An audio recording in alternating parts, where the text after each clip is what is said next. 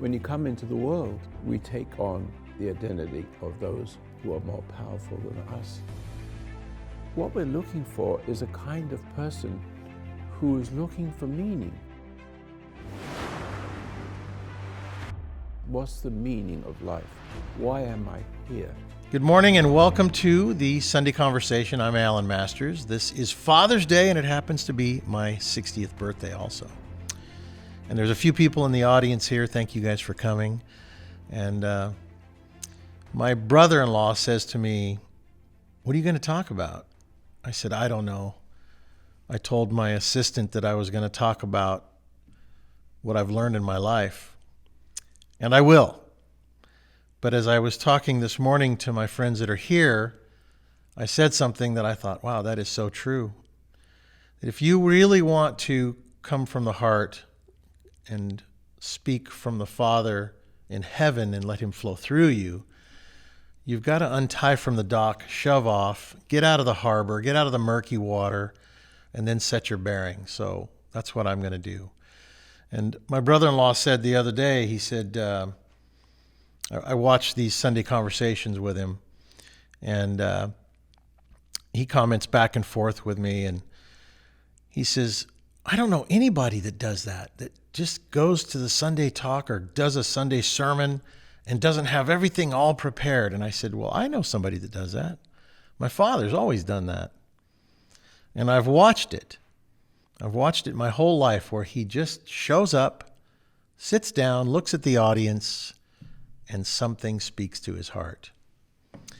So I was thinking about the movie that we made with Sanjay Gupta.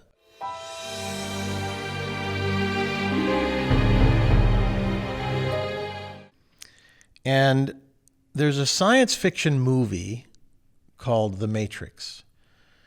And it's about kind of what America is experiencing right now. Really, the whole world is experiencing this matrix, this crazy world on the surface of our lives. But deep down inside of us, something else is going on, and something is stirring in a lot of people. But all my life, I've watched my dad deal with this other matrix, the religion matrix. Because the religion or the religious matrix that goes on holds people captive, sometimes for their whole lives, because they believe into this culture of whatever religion it might be. And there is also an interesting kind of a matrix there as well. And I was driving here and I thought to myself, wow, do I feel free? I feel so free from the matrix. I feel so free from cultural restraints, from religious dogma and, the stuff that you learn in church or synagogue or wherever it is.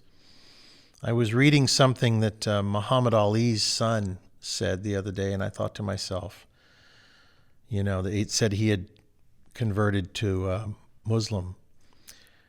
And I thought to myself, man, I'm so glad that my father never said to me, hey, you have to be a Christian or you have to be a Jew or whatever. There was never any, you have to do anything.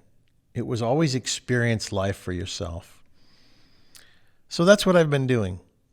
I've been experiencing life for myself.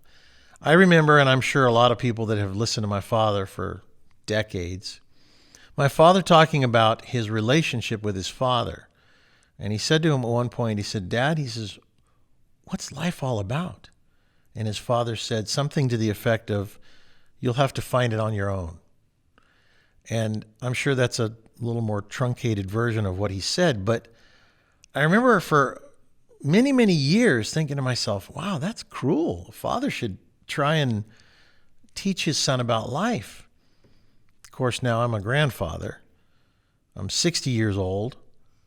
I'm looking at my life thinking, what wisdom should I give to my children? What wisdom should I talk about with them each?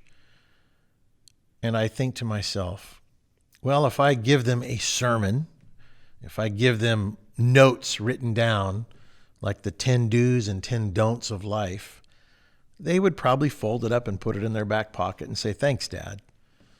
But really, my job has been, ever since the day they were born, to set an example so that they could see my life in action the way that I saw my father's life in action. And you guys have all seen my dad's life in action. And so I didn't have to really ask that many questions of my dad along the way because I could see how he would deal with things. And sometimes I completely disagreed. I remember thinking to myself, he's crazy. And then later on in life, thinking, well, maybe he wasn't crazy. And then now I get to the point and I go, I was crazy. But that's part of life, isn't it? Growing up. And I realized that my father, even though his father was only some 42 or 3 years old when he passed away, and my dad was only 13 or 14, whatever the age was, that one wise thing that his dad told him, and maybe it's because he had a premonition that he wasn't going to be around to, teach him, and he just needed to set him on that journey of his own, which was, you'll have to experience it and find out for yourself. That is what we all must do in this journey. We have to experience it and find out for ourselves. Now, it seems kind of cold and kind of unfair, doesn't it? But it also, if you read through the Bible, ask and you shall receive. So,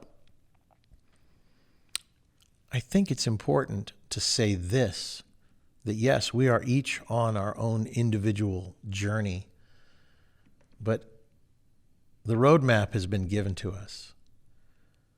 And all we must do is seek. And if you seek the answers of life and you ask your Father and your Savior for the answers of life, He will put those in your heart. And guess what? All of a sudden, life changes. So here in the last few years, my life has become so much easier. It's become so, how do I even put that? It's become simple because I got to the point where I had become successful. I had gotten to the point where I didn't worry constantly about money. I didn't worry constantly about what was going to happen next because I started seeking for the answers. And the answers were coming. And they don't come in, it's like the mail doesn't come and there's a letter from God. They don't come in tangible ways. It's more that they just come into you. And then you feel this calmness about you and you go, okay. But you can only find that if you can be calm, if you can be still. So, of course, that's the meditation exercise. So then life took an interesting twist. My father asked me to help. And I always thought to myself, when he asks me to help him someday, I'm going to do it. I'm going to stand up no matter what I'm doing, and I'm going to help. Boy, did I not know what I was getting into. But again, it's been a wonderful challenge. It's been a wonderful journey. It's been a wonderful experience. It's been fantastic. And it's been very perilous. Every turn, every day, there's something trying to take me down, whether it's doubt from inside or whether it's somebody trying to make me doubt from outside. So it's these two worlds are colliding. And guess what?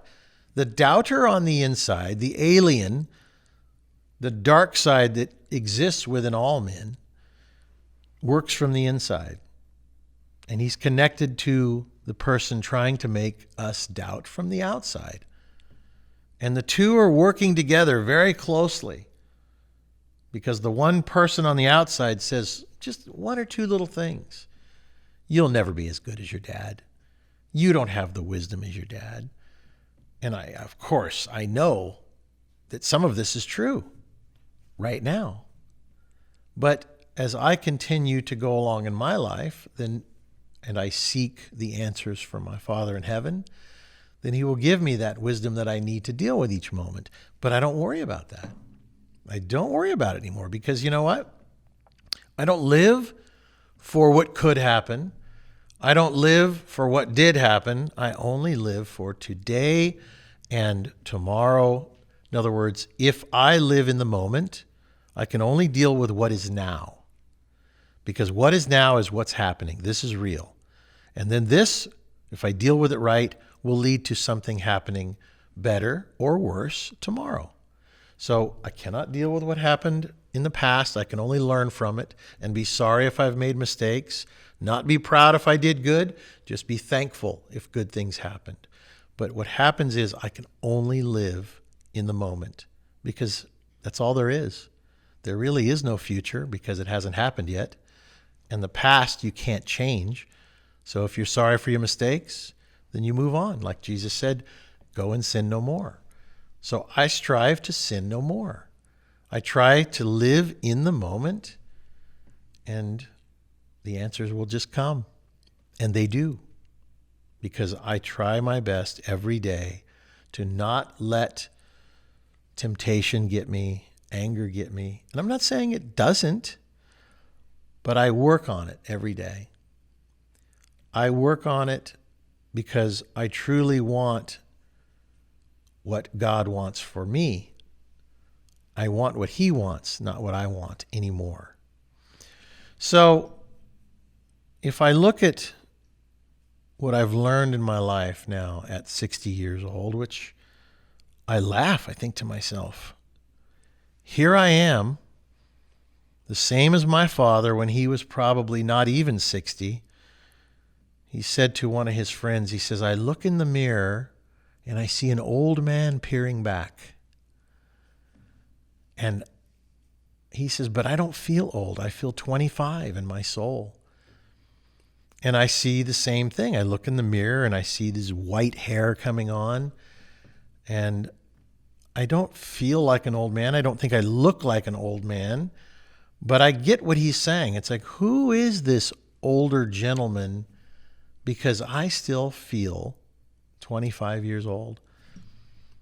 And so I realize that you're as old as you feel. And I just live one day at a time. And I'm very thankful that I'm seeing some of these things happen that I've watched my father deal with. And even today, it's Father's Day. After this, I'm going to go back to my house and finish cleaning up for Father's Day weekend, you might say. And I'm going to pick up my mother and father and bring them to my home. And we're going to have dinner together with our family. And I hope to learn something from him today. I want to learn from my dad every day. I want to learn from my kids every day. I want to learn from my grandkids every day. I want to learn from you every day. Because every day that I live, and I live in the moment, I'm able to learn. And learning is living. Because every day, what I'm going to learn may help me to have a better life or somebody to have a better life tomorrow. So let me just tell you a story about what happened yesterday. I wanted to put some gravel in my yard because I have a big parking area and a bunch of people are going to come to my home and family members. And I thought, oh, this is just terrible looking out here. So I got up at 5 o'clock in the morning and I grabbed my hoe and I started going at the weeds and hoeing them out. And hour after hour, it was cool in the morning. And then it got hot in the middle of the day and hotter and hotter. And there I was hoeing and hoeing and hoeing. And I got done with a good part of it. And I ordered a big giant 10-yard dump truck full of 3/4 minus gravel, which is the right size. So I had them spread as best they could. Gigantic truck. He just dumped it and moved forward and it spread it a little bit, but I had to spread a whole bunch more by hand with a rake. And so I spread and I spread and I spread and I spread and I spread and I got, oh, this is terrible. This is so much work. And I thought, it's okay. I need to work. By the sweat off your brow shall you earn your bread. And I thought, I need to work. I don't work with my hands enough. So I was out there and just moving that gravel, and it was just a lot of work. And then I realized I need more gravel. So I made a phone call and I ordered another 10-yard dump truck full of, this is, 20 tons of gravel to give you tonnage wise. So here comes the other truck. They said, we'll be there in an hour. And I looked over and I thought, well, if I spread it all the way over to there, which is about 60 feet across, there's a whole bunch of weeds. And I thought, I need to get those weeds out too. So I went over and I started hoeing and hoeing and hoeing. And then I saw one of the young guys that lives with me, a kid that's lived with me for about 10 years. He's now 24. And I said, Jack, come over here. I said, I need some help. I need some help because a truck is on its way and we got to get these weeds out. And there was about 60 feet of weeds, about 3 feet wide. And that's a lot of hoeing and a lot of hoeing. So he says to me, no, we need a tractor. Let's call and get a tractor. I go, there's no tractors. It's Father's Day weekend. Every dad in the world's got a project going. So couldn't find a tractor. And I said, look, let's just do this. Let's just do it. By the time you find a tractor, we'll be done. So I'm hoeing and hoeing and hoeing, and he's standing there on his phone calling, Peter and calling Jerry and shoot. Oh, well, the guy that has a tractor just went to the river and he's going to be jet skiing all day. And I'm still hoeing while he's trying not to hoe. So I got about 6 feet done, and I said, look, while you've been talking on your phone, I got 6 feet done. Let's just do 6 feet, 6 feet, 6 feet. And as we continue to go, it'll be done. So he says, we got to find one. He says, so he calls one more guy, and it's like he exhausted all his ability to be able to find somebody with a tractor or a skid steer, they call it, or anything to not have to hoe. And I said, look, the dump truck is on its way. I don't know exactly when it's going to be there, but it's going to be there, and we have to be ready. So he starts on hoeing, and it was an interesting thing. There's this hoe now that has, it's got an attachment. It's not really a hoe when you think of a hoe. And you actually push on it or pull, and it goes under and it cuts the roots.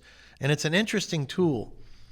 And it was actually kind of fun. I don't know why. It was fun. Hard work can be fun, but it's all up here.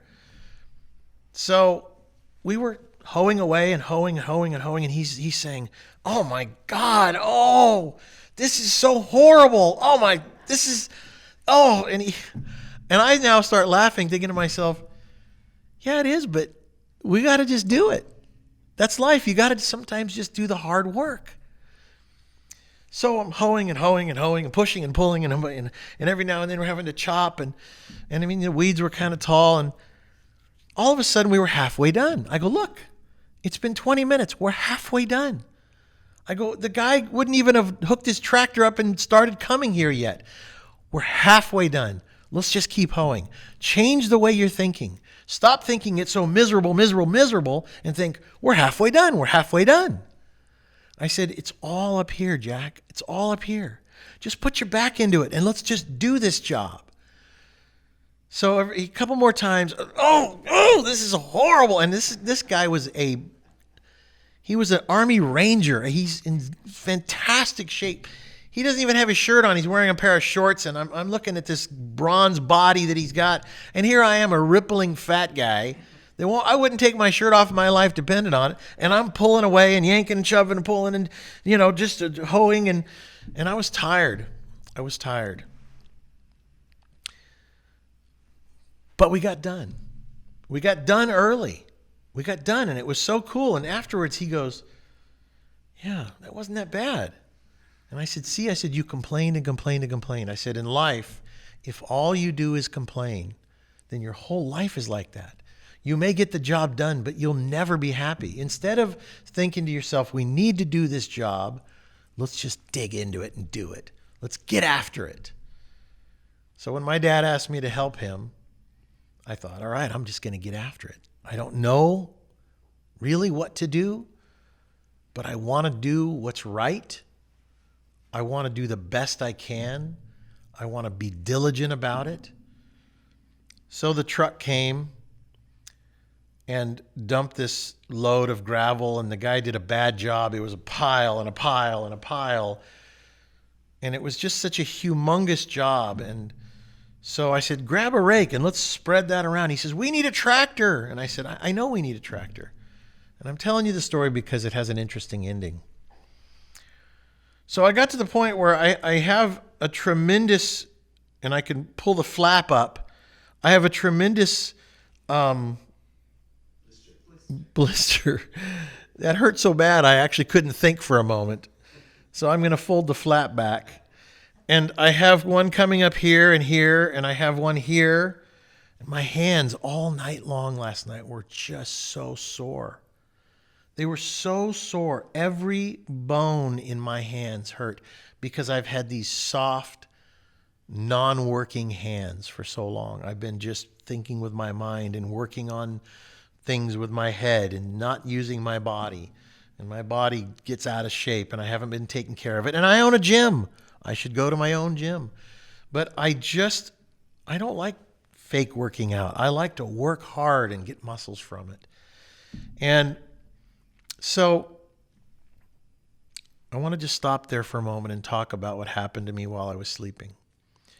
I woke up at 3:30 this morning because my hands hurt so bad, and my back hurt, and my legs hurt, and my shoulders hurt, and my arms are sunburned, and I could feel the sunburn aching. You know how sunburn, and my face was sunburned. And of course, I have makeup on, so you can't see, but my nose looks like Rudolph the Red-Nosed Reindeer. Although if it wasn't for makeup, I would look really strange. But I woke up and I just laid there and I did this and I felt my hands in every bone, and I thought to myself, well, actually it's different. I was laying there and I was thinking about my hands, and I could feel every little cut. I have a cut right here that from pulling on the rake, it was a cut from something else that every time I pulled it, ripped it open, and it pulled the skin back and it ripped it further. And it was a paper cut, and now it's kind of an ugly thing. But I could feel everything. 3:30 in the morning. And here's what came into my heart. Imagine having a giant nail driven through your hand, and a giant nail driven through your tops of your feet, and having to hang from the cross, and having to die hanging from the cross by your hands, and putting the weight on your feet with a nail going through the palms of your hands. And I was thinking, and it came to me, what a horrible, horrible way to die. And all the way to the crucifixion, Jesus had to carry that cross. Now, he had been beaten with a cat o' nine tail or whatever that thing was that sliced his body open from one end to the other, and his back was just ripped open, and they put a crown of thorns on his head, and he was just sliced open from one end to the other, and then they drove through his hands nails and through his feet, and he had to put the weight of his body on those horrible holes in his hands. And I thought to myself, we think we have suffering. We think that our hands hurt, and we think that our lives are miserable, and we think that we have pain. But through all of that pain that Jesus was experiencing, human pain, so that he totally knew what suffering was, to the core, to the marrow in his human bones, he understood pain. He understood all that. He endured all that for us, so that there is no person that could say, you don't know what pain is. You don't know the pain I experience, because none of us will ever know the pain that Jesus went through on that cross. And as he was suffering, he said to his Father in heaven, forgive them, Father, for they know not what they do. How could you do that? How could any human being do that? Only by the grace of God. But I thought all of that while I was laying there this morning at 3:30. I thought, I will never complain again. I will never say, oh, this is miserable. I'm not that kind of person anyway, but there is no job in my life that I will ever do and complain, because thank God, thank Jesus that he experienced that so that he could give us a way to not have to experience the horrible, horrible pain unless we choose. If we choose to experience that pain, that's your choice, but we don't have to. So at the end of the day, after we had spread all the gravel, my face was glowing. There was a couple of guys that helped, and I'll call it my crew, because I gathered more. If somebody walked by, I'd say, hey, pick up a hoe, pick up a rake, help us. And so multiple different family members and kids and people helped for a few minutes at least. And everybody was getting sunburned. And my phone rang. And it was my son-in-law. He said, did you see that ad? For what? For that tractor. And I said, what tractor? He said, there's a tractor right down the street from you for sale. I've been looking for a tractor since I sold my last one, about a year. And I said, no. I said, send me the ad. And I'm standing there in the gravel, almost done. And he sends me, I look at the ad, and it's a tractor, and I go, that's the tractor I need. Actually, I might have been holding it, let's see, with this hand, the one with the blister. And so I called the man and I said, I'd like to come see your tractor. I think I'm only a couple of miles away. And he says, well, come on over. I said, I'm coming right now. I got in my truck. I drove to his house about 2.5 miles. And I looked at this tractor, and he was an old man. He'd bought it brand new. He was a fireman, and he'd maintained it and done everything that I would want to buy a tractor from, a person that cares about mechanical things. You know how firemen are. They keep those fire trucks clean and nice and maintained. And I looked at it and I said, well, does it need anything? He says, no. I said, can I start it? Yep. I started right up. I looked at it, checked it out. I said, will you take this much for it? He says, yeah. I said, I'll take it. I said, will you bring it to my house right now? He says, sure. So we drove to my house. We unloaded it. Right after the job was done. But I got to just take a few little passes to smooth it out. Here's the moral of the story. You got to put the hard work in to show that you will do it no matter what. And then God comes along and says, you've worked hard. Now I'm going to give you a tractor so that you don't have to anymore. Now you can, I know that you'll work hard if you need to. So I'll give you this tractor that will help you to make your job a little easier, to make your burden a little less. It's a burden doing that hard work in that hot sun. And I'm getting old. So today's my birthday. I bought it yesterday at about 3 or 4 o'clock, whatever it was in the afternoon. And I think to myself, God gave me a birthday present.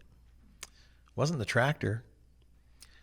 It was the understanding of if you put in the hard work and your heart is in the right place, he will always step in and make your load easier, make your burden lighter. And I was so thankful of that, because it just didn't matter if I had a tractor or not. I'll do it. I'll be the tractor. I'm not going to push myself till I die. I know when to stop. When this started bleeding is when it was stop. But I'm just so thankful of life. I'm so thankful because I got this little tractor now that is exactly what I've been looking for. I've been searching for it. And it was sitting in a guy's garage just down the street waiting for me to not have to rely on, mechanical things. Sometimes we have to come back to our origin of hard work, manual labor. And through all that work, my mind was at ease. I said it last week, when the hands are at work, the mind is at ease. But then my mind wasn't at ease after I worked with my hands because they hurt so bad. But God put into my heart, He wanted me to experience the pain. He wanted me to experience that so that I could have that little understanding in my sleep last night that Jesus died for our sins, but the suffering He went through. We all know. We've seen Passion of the Christ. If you have not seen Passion of the Christ, watch that movie. It illustrates the suffering. But until you feel pain, until you feel it to the degree that you go, oh, wow. And you know that it's only a fingernail clipping of the pain that Jesus Christ had to endure for His job here on earth. You realize how fortunate we really, truly are. So I look back over my 60 years and I think, my head used to tell me, I'll get you out of anything. We can talk our way out of anything. We can wiggle our way out of anything. We can MacGyver our way out of anything. We are here and we will conquer. Me and this alien. And I believed him for a long, long, long time. All but probably this last year. I believed that if I put my mind to something, I can do anything. But I didn't add to it that if I put my mind to something with my heart in the right place, asking God to help me and to show me what to do, it's such a simple thing. It's such a simple, simple thing, but we are so arrogant and so prideful. And that ego does not like giving credit to the Father in heaven. That ego wants to be God. And that ego is right there. That ego is me. Unless I separate. I untie from the dock, shove off from the dock, and set sail for a brand new destination. Destination ego was what I had for the first 59 years. Destination heaven is my destination now. My Father in heaven, through my Savior, Jesus Christ, I understand that I can do anything if He ordains it, if He wants it. We can do anything. It's amazing. If Jesus can bring people back from the dead, which He did, if He could heal the sick, which He did, and some of His disciples did the same thing, why should we not be able to be good people to do such things? The problem is we have slipped so far down the slippery slope of ego that we want to be gods and we want to be the MacGyvers that can fix anything with duct tape and baling wire. But we don't want to do it with God. We want to do it with our own intellect. And it doesn't work that way. I've tried everything, and I've been very successful. I've done a lot of things. I've failed, which to me was probably my greatest success, was that I failed, and then I realized what a fool I've been. What a fool I've been. And then I started on a new journey, and I thought, well, this is going to take me a long time, but I'm going to do it. But I did it, for the most part, without a real living relationship daily with my Father in heaven. I just muscled in.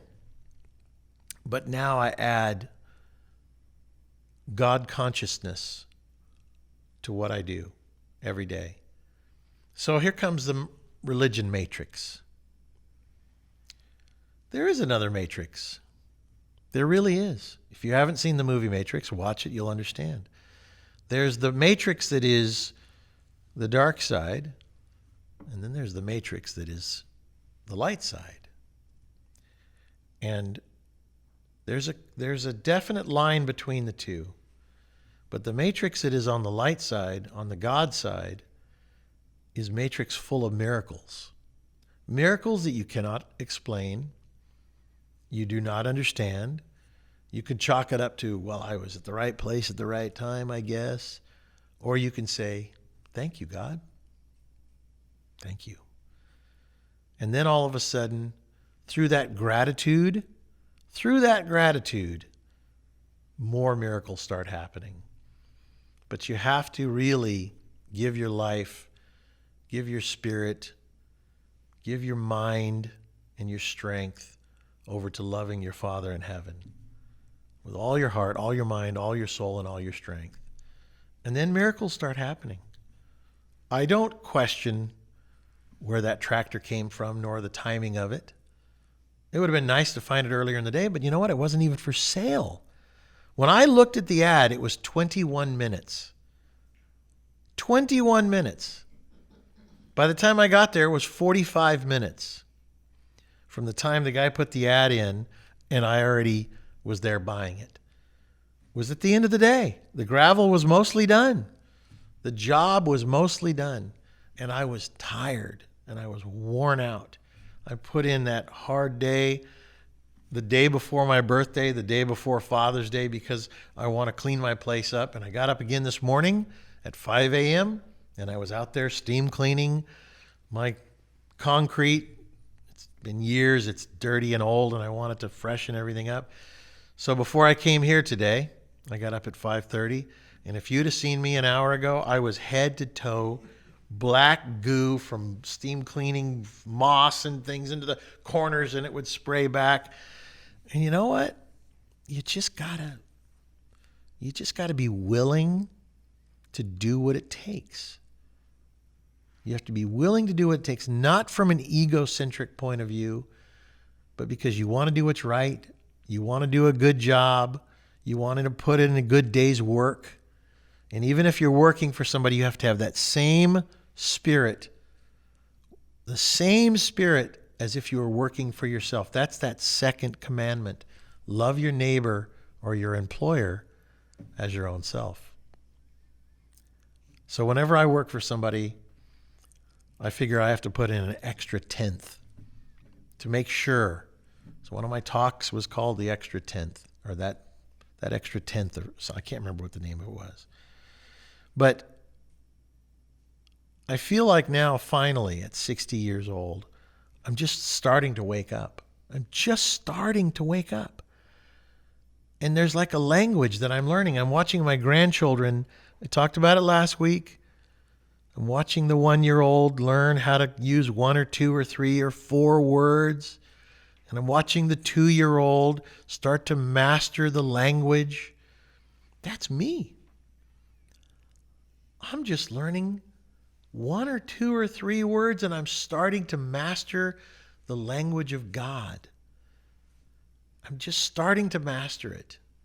But it's not the same language that we have here in this crazy world. It's the spirit language, which I did do a talk called The Spirit Language also.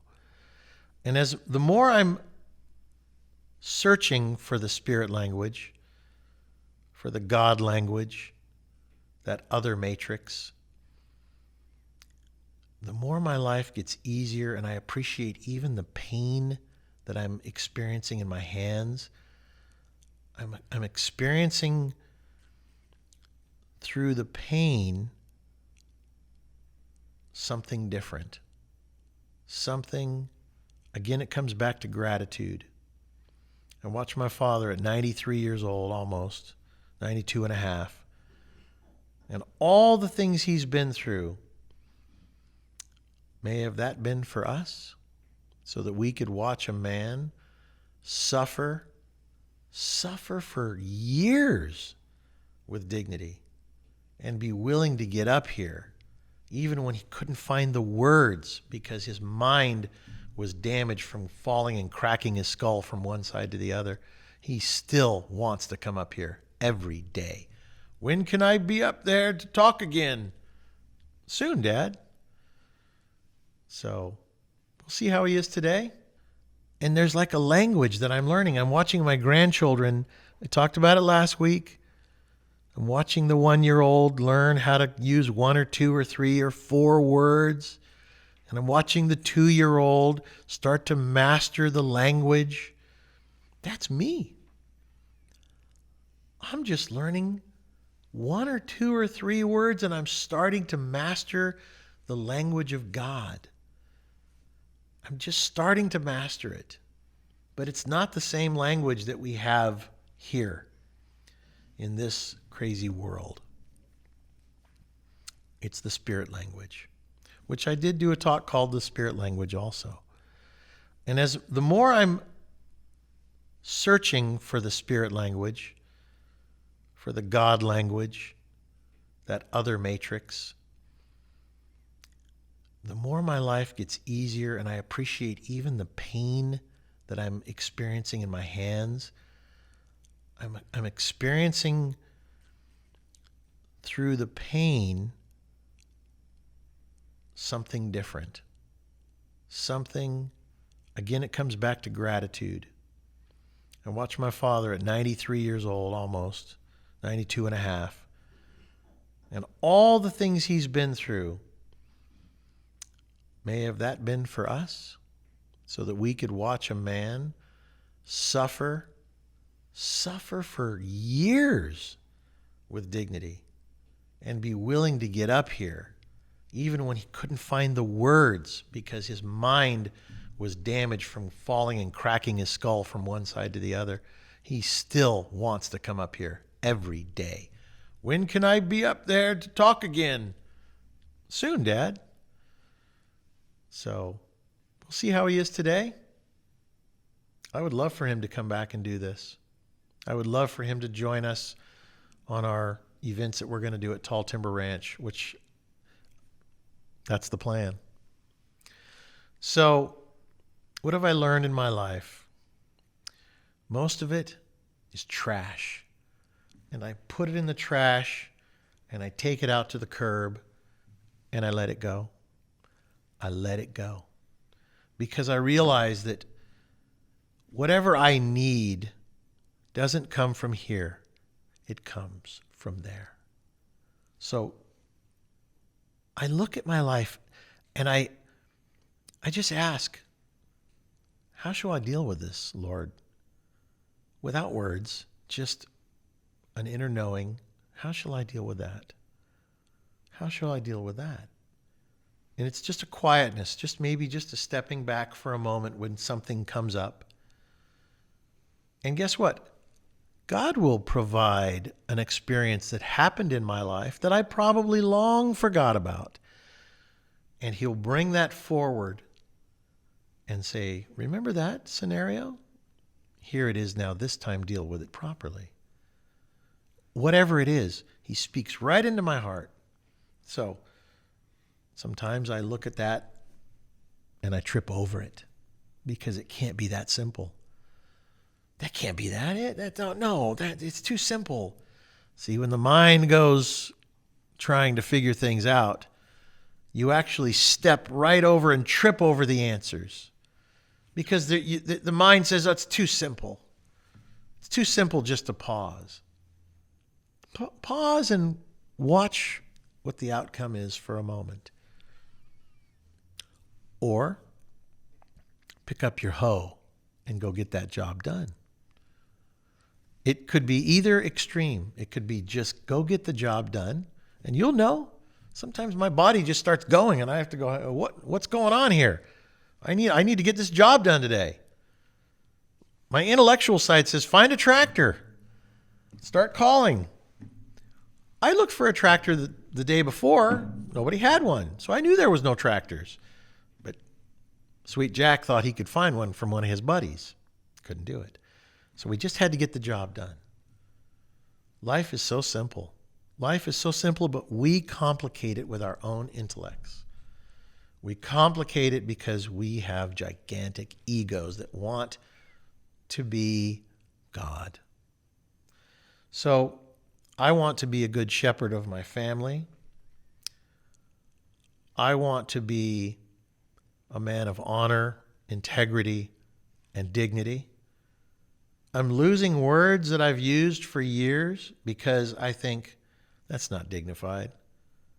That's not what represents a church. This is the temple. I don't want to have these thoughts. I don't want to use these words. So all I'm doing is just eliminating. I'm eliminating things that I've used, crutches that I've used all my life to say something useless instead of saying something useful. And you do it mostly to your families. We do this to our families. Instead of giving them a helping comment, we give them a hurting comment. Well, that's dumb. Why would you do that? Well, that was stupid. Didn't you know any better? Instead of saying, well, did you learn something from it? How can I help you? Shouldn't we be of service? I want to be of service. So is it the wellspring of love that God puts in my heart that can be of service? Is it these hands that you need as service? Is it my truck with a chain to pull out a stump chuck? It's not hard. You just have to stand ready, be willing, want to do it for the right reasons, not to be seen good, not to look good, but just because you know that you have one life to live, you're responsible for it. And if you do good with it, maybe you'll get to see the face of God someday. That's what I want to do. So in my 40 years that I have left, maybe I can make it to 100. I think my dad probably will.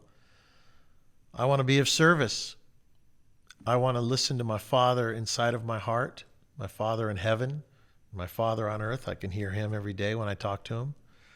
I want to listen to my friends that have something kind or wise to say, which may not feel kind sometimes, but the true kindness is the courage to say what needs to be said, even if it doesn't feel good to the person that needs to hear it. It's not about feeling good. It's about being good. We watch this perilous world around us right now, tearing down all these statues that represent something of the past. If the people of today are worried about Christopher Columbus, how many hundreds of years ago, and they want to tear down his statue, which they, I guess, have done, those people are lost. They're lost. And I don't want to be a part of that lost world. I don't want to be a part of that lost world matrix. I want to be part of the godly matrix, which does exist. It does exist. It's right inside of here. And it ain't inside of here. So, I take my last 60 years of what I would call everything I've learned. I put it into a trash bag and take it out to the street and let the trash man take it away. Because you know what? We have to unlearn. We have to unlearn. I look at everything that I've learned in life and I think, but there could be some good in there somewhere. There will be, and there is. But the intellectual, the knowledge, all the trying to hold on to memories in the past, it's like being a hoarder. It's like being a hoarder. And I've been kind of a hoarder. I had insecurity, so I wanted to keep everything. And now I look at stuff and I go, I don't need to keep that. We don't need that. We don't need that. We don't need that. And I'm just letting go because you know what? If I keep my treasures here on earth, then I will not get them in the kingdom of heaven. So I don't want to have my treasures here on earth. I want to have my treasures be the deeds that I do on behalf of my Father in heaven who has instructed me to do that. and life is so much easier. I find joy, I find calm, and my mind is at ease. So I'm thankful today to be a father, to be a grandfather, to be the son of a father like I have, and to have my Father in heaven instructing me today. And to me, that is a blessing. And I feel like my life is a blessing. But I also think that your life and your life and your life and your life and your life, those are all blessings. It depends on what you do with it. So how are you going to start the day? How are you going to finish the day? Whatever part of the day you're watching this in. Today you need to untie from the dock. Take out the trash. Take out the trash of your mind. Flush the toilet. Get rid of it. It's refuse. Everything you've learned, when you need it, it'll have instant recall. It'll come back according to God's need of that memory. You don't have to worry about it. You don't have to think about it. You don't have to categorize it. Just let go, because guess what? If you have faith, God's going to show you what to do in the moment. And if you live in the moment, you'll never be in harm's way because you'll be in God's protection. So I'm going to keep it simple and short today and just say thank you for those who have wished me a happy birthday and a happy Father's Day, and happy Father's Day to you out there. And God bless.